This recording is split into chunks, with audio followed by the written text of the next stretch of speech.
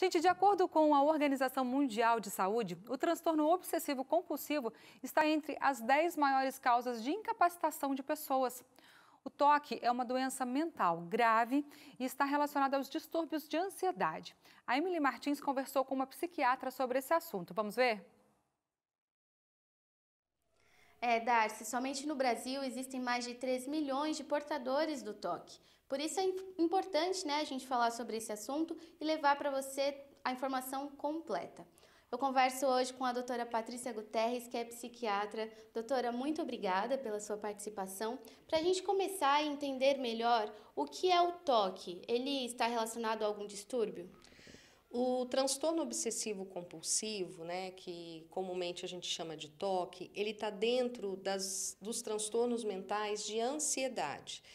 O toque, ele é caracterizado por obsessões e ou compulsões, O que seriam isso, As obsessões, elas estão relacionadas a pensamentos intrusivos, ideias, rituais mentais que a pessoa se sente impelida a fazer, mesmo que aquilo não faça um sentido real, mas ela sente aquela necessidade, aquela angústia de ter que ser feito aquilo para que não ocorra algo pior, As obsessões, elas podem vir junto com as compulsões. Então, se você tem um pensamento intrusivo de que algo pode acontecer na sua família, a gente pode fazer um exemplo.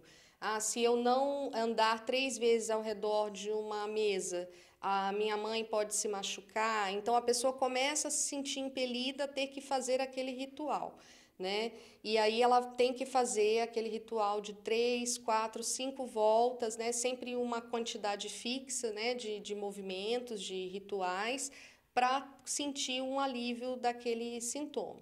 As compulsões, elas entram assim nos sintomas externalizantes. Então, quando a gente fala em compulsões, é geralmente o que a gente vê no filme, o que a gente vê, às vezes, no noticiário, ou que você consegue ver no familiar, num paciente, que são os rituais de limpeza, os rituais de verificação, os rituais de simetria, que ela segue o mesmo segmento, de que a pessoa precisa fazer aquilo para ela sentir um alívio da angústia, tá?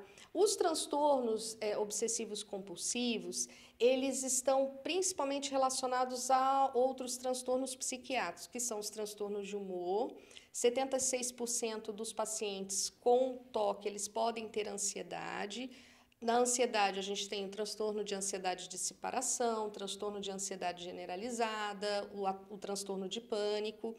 E uma coisa que é muito interessante é que 30% dos pacientes que têm toque, eles podem ter tiques também, vocais ou motores. Então, ele também está relacionado a isso.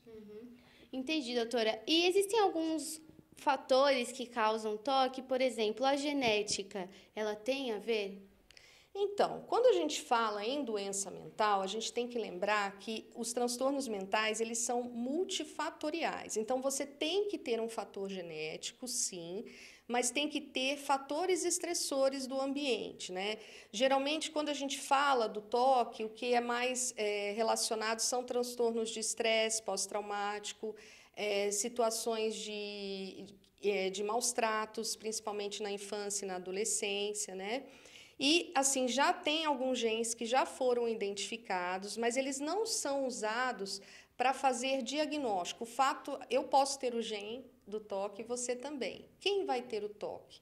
Aí vai depender dessas questões multifatoriais, Uma coisa interessante sobre a parentalidade é se você tem algum parente de primeiro e segundo grau com toque, a chance que você tem de ter toque é o dobro de uma pessoa que não tem um familiar.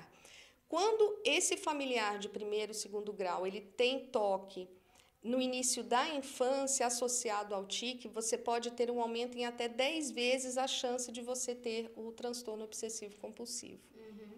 Tá bom. E é possível que nós mesmos consigamos perceber isso? Por exemplo, fiz uma atividade ali várias vezes e isso mudou um pouco a minha rotina e eu tenho feito isso constantemente.